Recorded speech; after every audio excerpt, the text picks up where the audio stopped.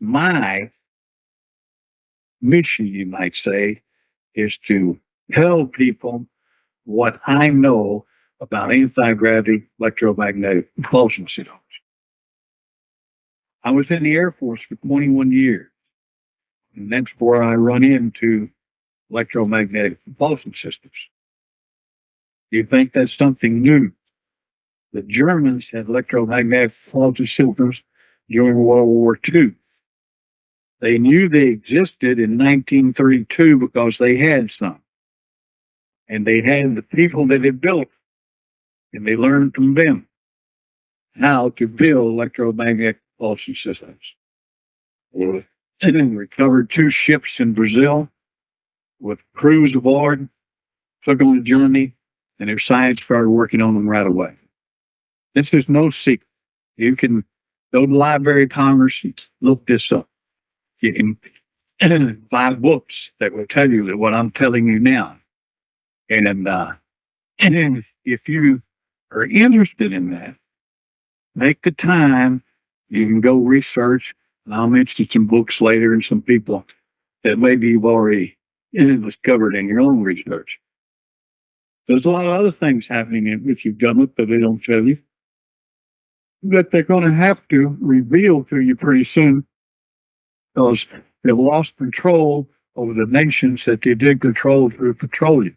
One nation is China. One thing your government fears more than anything else is to march 6 billion people in any direction. We learned that in Korea. The Chinese did not ride the Korean trucks. They marched.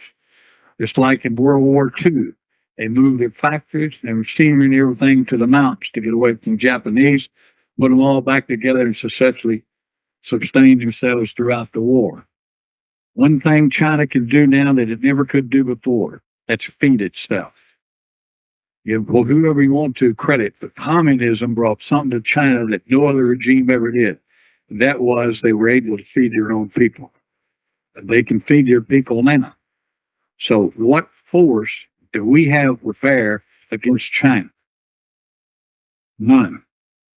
So that's the reason our government fears China more than they fear any other government. China don't listen to us. China don't run on petroleum. They don't need it. They can feed 6 billion people without an internal combustion engine, and that's something the rest of the world hasn't been able to do. We're willing to let, in certain parts of the world, millions of people to die. This is your government policy, man. We will accept millions of deaths through starvation. And we won't do no more than is just necessary to keep our position in the world. Well, that's all right for the rest of the world now. Okay? The light has gone out over Africa. We no longer care about Africa. You will not see any troops, our troops, going to Africa except just for show. We will not go over there and start feeding anybody or showing them how to feed themselves. You'll see that policy come to the public attention before the next century. But you can even look at it today. We go in with a little show of force, just enough to get the world trying to satisfy our people and the people here in this country that, are conscious of the fact that we should do something. And then when that is, as soon as we kill somebody, we're ready to come home. So we did our part. People still starving. Now, Harold and Pat, Paul, and a lot of you, the groups you belong to and everything, know a lot more about that than I do. What I'm going to tell you about is some personal experience. When I was in the Air Force in 1950, I was stationed with Warner Robins Air Force Base. We were there on a secret mission. We were from the Eglin Air Force Base, Air Proving Ground from Maine, in Florida. I don't know if you know it, but Eglin Air Force Base has the largest climatic hangar in the world. Anything that comes out new for the military, it's tested there. They can simulate any kind of conditions in the desert, the Arctic, North Pole, South Pole, whatever. Drop the temperature, lower the temperature, raise the temperature. Blizzard conditions can be simulated in that hangar. I was working on a top secret project that World War II was called identification, friend or foe. Later on, they come up to security identification feature. Now it's a Mode 6 transponder that is in every aircraft that flies, the skies in the United States and most of the world. This genius that invented this thing worked for 12 years. I worked with him for about 3 years. And in working with him, when we was running the acceptance test for the Air Force on the equipment he was inventing for the Air Force, he would tell me other projects that he was working on. Well, sometimes I'd ask him questions. Well, you don't even need to know. I can't tell you that. That's top secret. But after a while, he would start telling me things, and I guess he didn't really trust me. And then he began to tell me about other projects that the Air Force was working on. The Air Force knew that after we'd worked together for a couple of years that he had told me this. They figured it. So they called me in and said, has he ever mentioned this and this to you? I said, yes. And they said, well, how would you like to work on some of the projects? I said, okay. So and that started a series of examinations into every feature of my life, my history, and everything else by medical doctors, psychiatrists, and theologians and professors of psychiatry and so forth. So I guess I was accepted along with a few other guys. We started working on some projects. Mainly the one I was on was the development, the capture of, the investigation of anti-gravity electromagnetic propulsion systems. Most of you know that as UFOs. But they're not unidentified. They've been identified for over 50 years. And the beings that was on them became, after a while, until about 1953, when General Eisenhower met with them, everything friendly. But they didn't know what we were going to do. We didn't.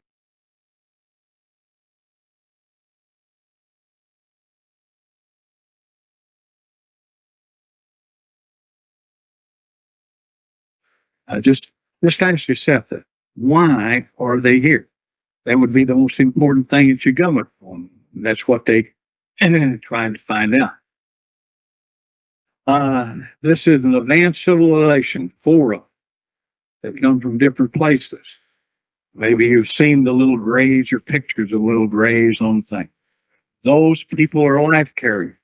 They go to a universe and bring life through it. They're responsible for it. They tend, you might say, the Garden of Eden until Homo sapiens came on the frontier. They maintained it up through the animal kingdom. They brought life through the sea, just like it says in the Bible. Okay? And they brought first Homo erectus to this planet for changing the DNA codes of the evolutionary characters that they had caused to be seeded and raised on this planet, just like they did to a race of people on Mars thousands and thousands of years ago. And on other planets in other solar systems within our universe, or it's this universe in which we're in, which is out on the Andromeda galaxy, way out on there, not too important, really. The place in which they come from, the grays come from, in the constellation of Orion, it's the center star of the belt. And the planet that they come from, the solar system that come from, around that star is Yeti. This is not hard to find. You go to Library of Congress and look that up. And it's been published in several books. They flew a vehicle that would be influenced by our radar in the early days, in the early 40s, when we were first inventing radar. And we come to find out that we can interfere with their propulsion systems if they were slow and if they were low. And they got real interesting in what we was doing at White Sands. So we moved a lot of our high power radar into that area. We concentrated on them, and we caused two of them in 1947 to run together. You know that as the Roswell incident. One of them blew up in the air. All the beings aboard were destroyed. One of them went down, and there were four of them aboard. Two of them were still alive when the Air Force got there. The Army got there, the Army Air Force of that for those days. One of them died shortly before they could get him anywhere. The other one remained alive for 3 hours. For 3 years. We kept him out here in Los Alamos laboratories for those 3 years. There was a doctor, a medical doctor in the military that took care of him those days. And at first, we could not confine him. He could just go through the walls. So we had to build a Faraday cage, electromagnetic cage around the building that we held him in. After that, when we could confine him, he began to tell us truth. We think it was the truth. So prior to that, he could tell what question was. We already had the answer. He could tell what answer we wanted to hear and would tell us the answer. So until we confined him, we didn't begin to really make any progress of finding out what they were here for and where they were from. When he died, and we don't know why, it was just maybe some that affected his system, which his system was different. They turn everything into liquid, and they don't have a digestive system like we do. And they do not reproduce. They're created, one of the light beings is created for a certain purpose, and sometimes you can destroy them. We can destroy them. We have did that purposely, and sometimes accidentally. They really do not need bodies if they're traveling through space or they're traveling through time. But to manipulate things in a solar system in which they go to, they take on the molecules of that solar system and they make them a body that they can use and manipulate. The body is of no use to them when they leave. They leave it behind or it just dematerializes. They are the workers. The ones that are about 5'5", you've heard this, blonde, pale, so on and so forth, that kind of look like a blonde person that's been in the sun too long. Their skin is like it's exposed to the sun too long and it's kind of reddish. And they come from a different place. And they seem to be in charge, or at least the Greys refer to them for certain decisions, but their missions are separate. And sometimes they cooperate, sometimes they don't. Only when their missions cross do they cooperate. Each have robots. Okay? These are not light beings, they're manufactured beings that they can send into dangerous places that they could not withstand, either for their makeup or the bodies they've adapted with while they're here. And these robotic beings, surprisingly, you go back 25 years in, Star Wars, which there's been a purpose behind Star Wars. If you will think, or if you're a Star Wars fan or a Trekkie, you go back, you'll see how many amazing things that was first portrayed on Star Wars that we have nowadays. So we have robotic, almost like a Mr. Dana, okay, that our government uses. You know that. You go into a place, somebody's holed up or in war, you want to don't use any more lives, you just send one of these robots in. They fly the airplanes like the Pumpkin Seed, the latest black project. It goes 18 times the speed of sound. There's nobody aboard that. There's a robot flying, a robotic that we have built. Nobody can stand the G-forces because that is not an anti-gravity vehicle. Okay? Now, if you have an anti-gravity vehicle, you have no G factor when you're pulling G's, okay? But that airplane, the SR-75 and the Roar, they are not anti-magnetic driven vehicle.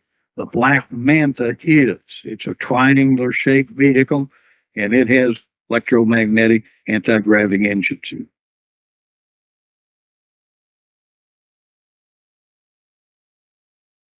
The Air Force flies those out of Kirtland fly them out of Sector 51 and out of Secret Base in Puerto Rico and out of a joint use base with Mexico and the United States and the aliens out of Sonora, down just opposite the Baja Peninsula. Now, my first encounter was when we was running radar missions against, we thought it was against SAC, penetration mission. That's when we had old gas color radars strung all across the United States, the dew line, and so forth. Actually, what we were running missions against, so it was UFOs.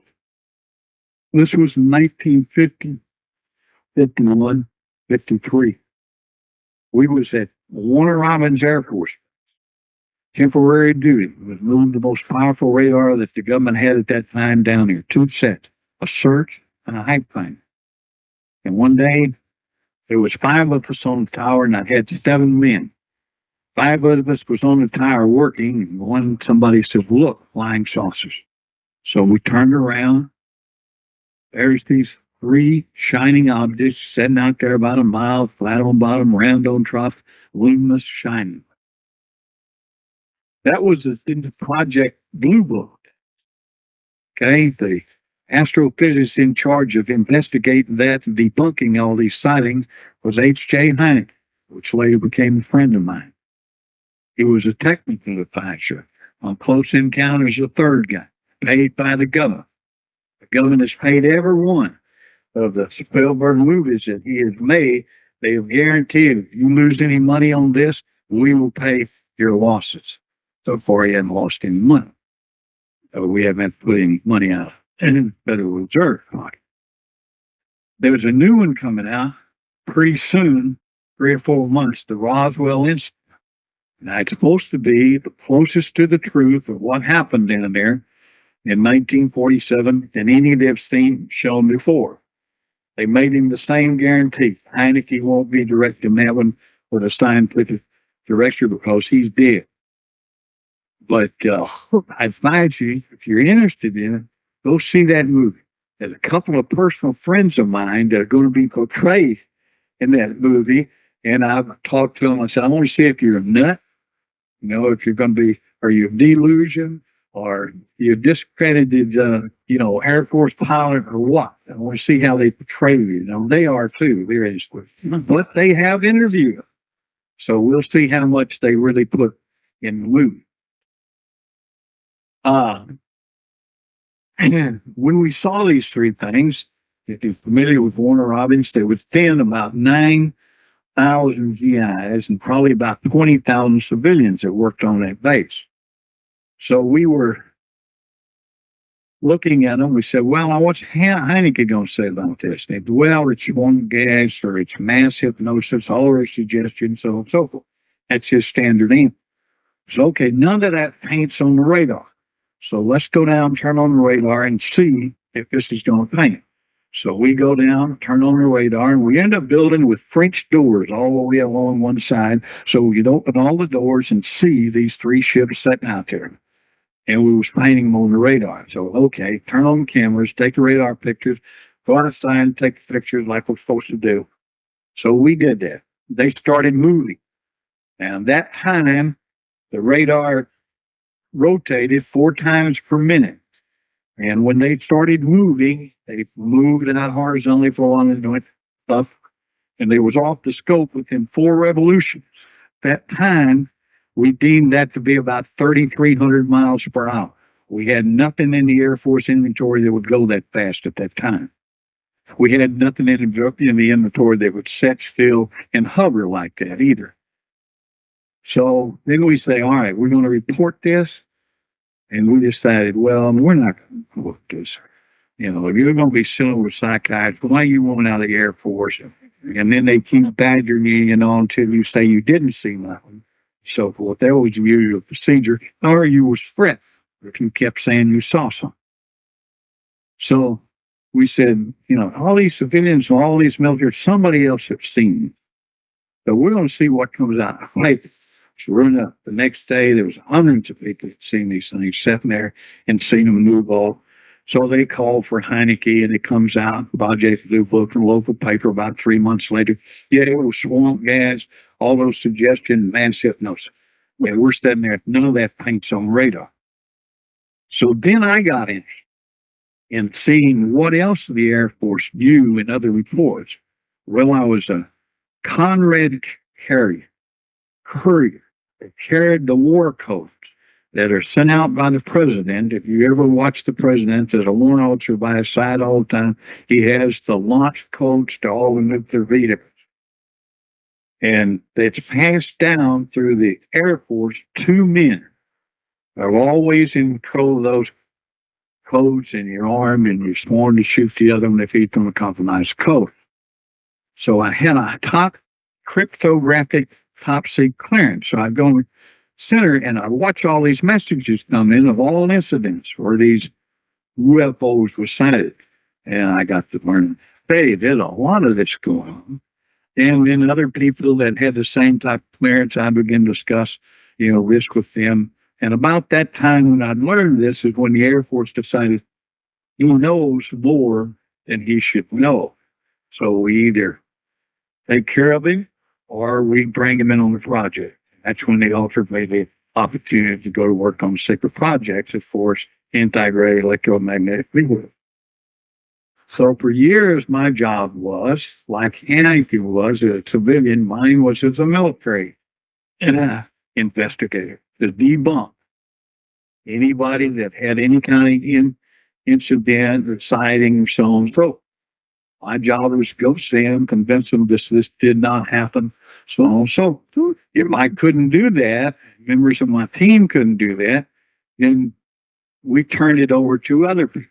Their job was to coerce, threaten, or eliminate people that they could not control.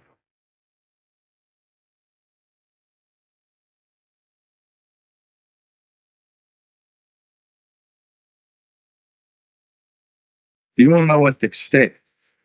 I don't know what it is. You, for your own individual conscious and mind, have to come to that conclusion. But what they said was that they had been coming here for thousands of years since the beginning. And that they do this when things need change. They don't come to save anybody. I'm going to load this up, take this off anywhere, anything.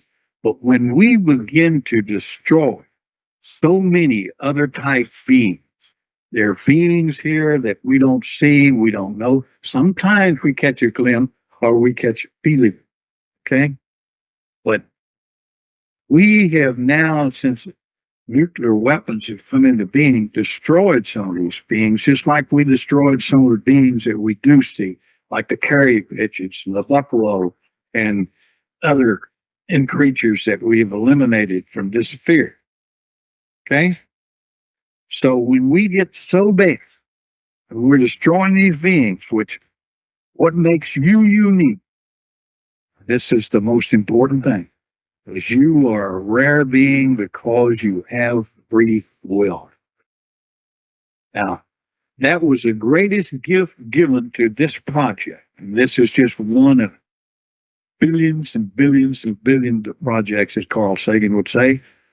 But you, in this solar system and in this universe, are unique because you have free will. Other beings don't. Even like your Bible says, angels desire to know what men know. Angels do not have free will. They work within the prescribed limits that God set. He tried that once. He tried to give them free will. And what did they do? About a third of them rebelled. Not only did they rebel, but they led a lot of other creatures into rebellion. And we still suffer from that today. This is a unique universe in the sense of our little part of it, the only one that rebellion ever took place. Maybe because, as far as they say, we're the only one that has free will. Now, if you're a creature that has free will, then sometimes you can become a God within yourself. You have that choice. Okay, but you upset the scheme of it. Now, they are Homo sapiens today that exist in this world and has that they don't want you to have free will. This is the main thing of why they've come back now is to let it be known that they are Homo sapiens. That's your generation, your type of creature that do not want you to have a free choice anymore. This country was set up unique in the history of Homo sapiens. At the time, there was nowhere on earth that you could have or express free will. We had kings and princes or churches and religions that dominated your free will. The red man of the 7 races on this planet had been given this Garden of Eden for 20,000 years.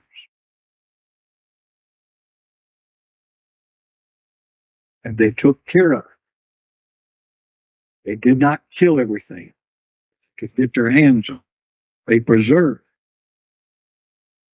Of all the 7 races of this planet, the red man kept one thought better than any other race.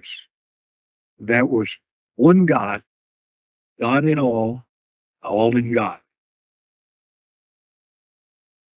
When the white men came, you begin to destroy this garden, just like it destroyed the Garden of Eden that they had created other places.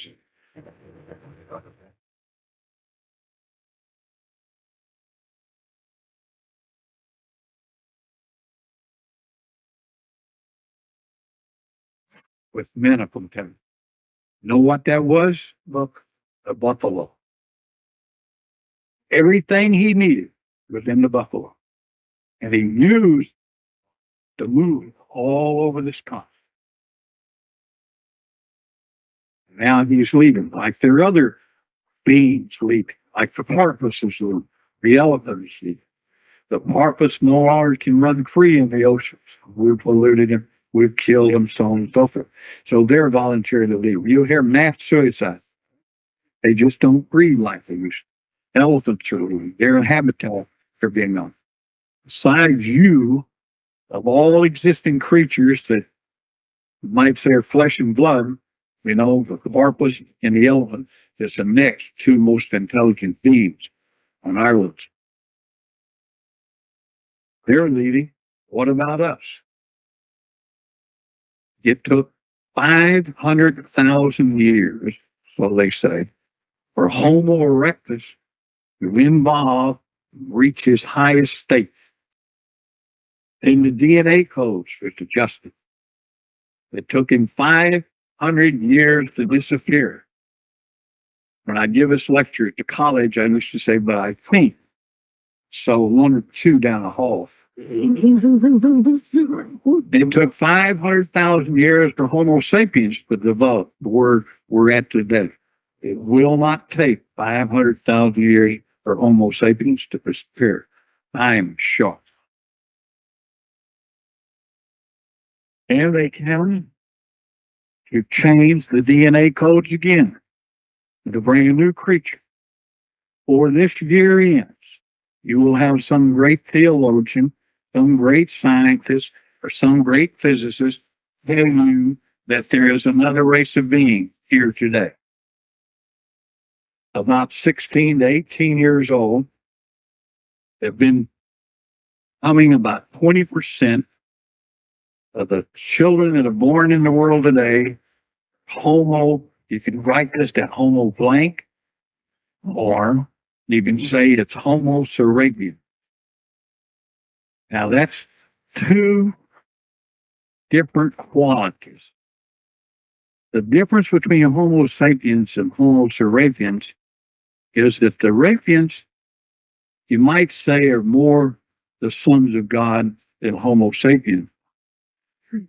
It's a rebirth of the time that when the sons of God saw the daughters of men and saw that there were comedy that came into them and giants was born in the land. And then the men lived to be 900, 600, 700 years old. That's taking place again. You can get a book called Abductions. I think it's Ted Mack or Mack, who is a medical doctor that uses hypnosis to oh, migrate people back to the time that they first had a contact with an alien and so on and so forth, and they got impregnated, or they took, the eggs from her, or so on and so forth. All of that now is not every case. That's not true. A lot of people, they want to write a book about this. Well, but I want to tell you, your government can do the same thing. Your government, the CIA, and other intelligence agencies can convince you that you've been seduced by an alien and you're pregnant and you want to have a child. Okay? They're masters at doing it. We learn how to do that in Korea. We learned from the Chinese. They brainwash. It's very simple now. You don't have to do anything. You go get shot. You get more shots than any country in the world. All you have to do is have the right thing put in by any doctor, especially in the military. You got to go all the time.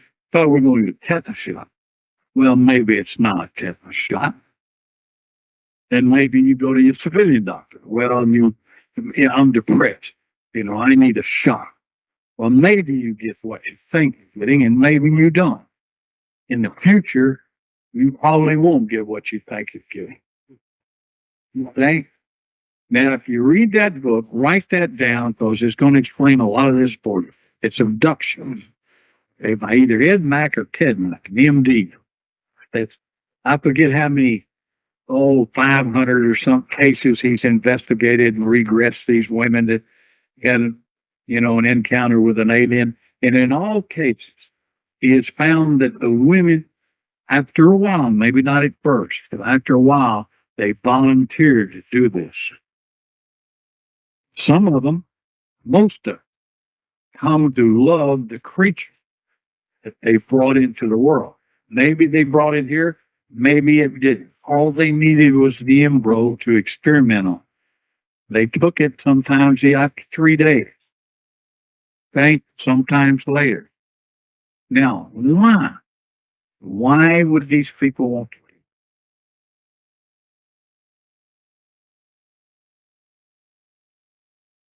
I'm going to tell you a little story. Okay? That was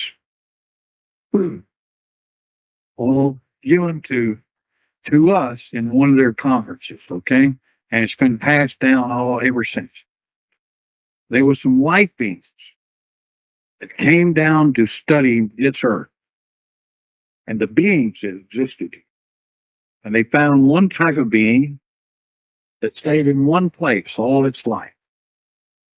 And it took what it needed from the earth, took what it needed from the air, from the sun, and as it would progress, grow and everything, other things would come, take what they need to exist from that being. And then when the being died, came part of the ecosystem. They regenerated itself. It regenerated other things that depended on it. That being became part of this world, learned how to exist, and became part of its ecosystem. Then they found another being.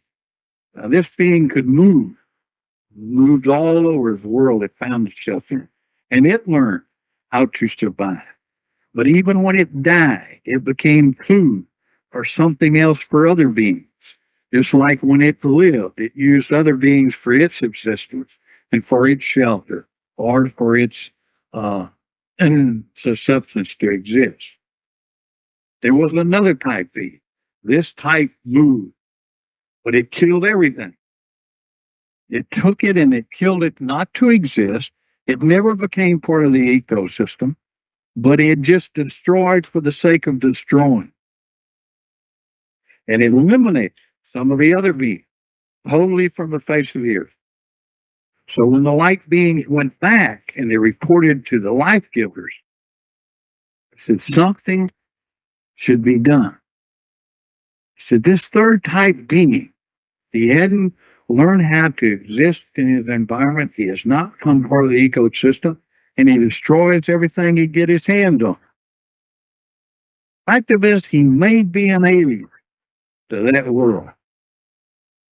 So they went before the Ancient of Days. Well, we suggest you get rid of the third person. But the Ancient of Days, they thanked him for the report, said, well, we'll study this. So they did. Later they came back, they told the light beings, well, we could destroy.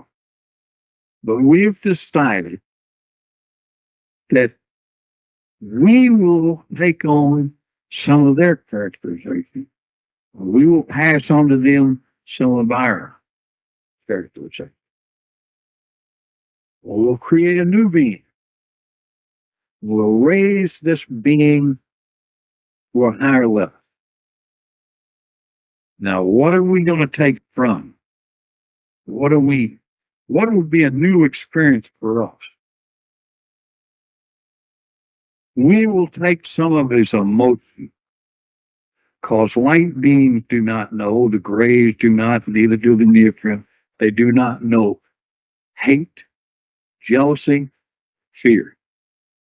But in the same way, they do not know love, passion.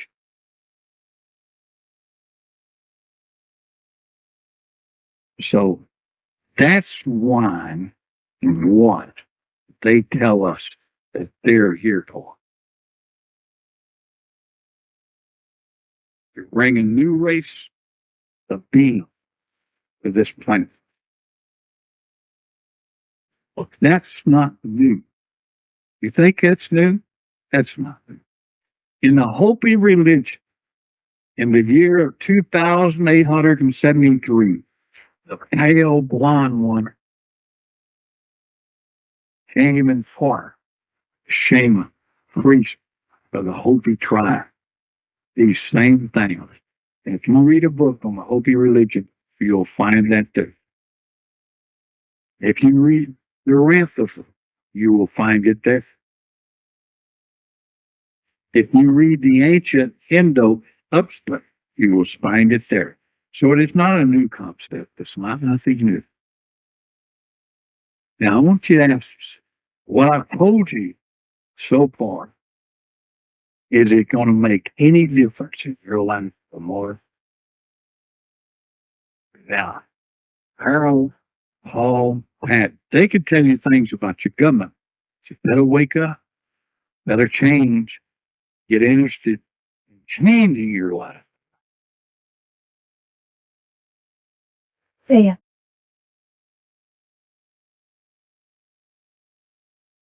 Now, the SS, they went all the way back to Nebuchadnezzar. Got the Maltese cross, the circle in the middle. That's the symbol of the black sun. When they started building their anti-grav, electromagnetic pulses, that symbol was on early ones they built, the Honeydew 1 and 2 and 3 and 4. Now, they used to fly through the formations in World War II, and we'd see them as light, because the sun was shining off of them and so forth. If they flew close enough to the bombers, they would kill the engines. Now, they tried to put some guns on it, but you don't get guns to work on electromagnetic propulsion system. Well, they was never successful doing it. They even created an electromagnetic propulsion system for the cannon they tried to put on it. It didn't work. Because if it's going to move electrically, the electromagnetic engine will stop everything. That's the reason the lights go off. That's the reason the cars stop. That's the reason the engines on the aircraft stop. Because when you get close to electromagnetic engine, everything electromagnetic stops. The flow of electricity stops. Okay? So when we used to chase them, if the fighters got close enough to them, or if they came close enough to the fighters, the engine would quit. Maybe they would crash. Probably couldn't get it restarted. So we lost a lot of people chasing. Well, we learned not to do that. Okay? Took us a while, but they finally learned us, don't go chasing. Now, I'll tell you a simple way to tell whether which vehicle you see is electromagnetic or if we have built it. Saying that, first when the Germans started trying to build one, they would use both. They used 12 Volkswagens. engines. Well, they weren't. Then they tried rockets. Then they tried jet engines. That wasn't just. We tried that. It wasn't too successful. Okay. Now we had some electro geniuses that were worked on electromagnetic engines. At the same time, the Germans was trying to develop, engines like these craft that they had recovered. Uh, well, if you study and find out Townsend, Brown, Telston, like that, Meyer, Meyer family became multimillionaire in secret because they couldn't say what he was developing. But we got a lot of his laboratory stuff, hidings and so forth.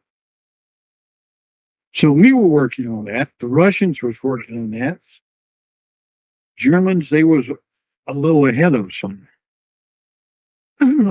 that we went in and got all the rocket science, von Braun, so on and so forth. We had another project. Well, we sent them in to get engineers on these electromagnetic vehicles. We kept that secret for over 40 years. The Mexican government, because their Mayan priests had known this and incorporated, they helped them. That's why they scratched out all those symbols on the Asgard lines, why Peru was able to build all those huge monoliths around the world, because these people had helped them do that.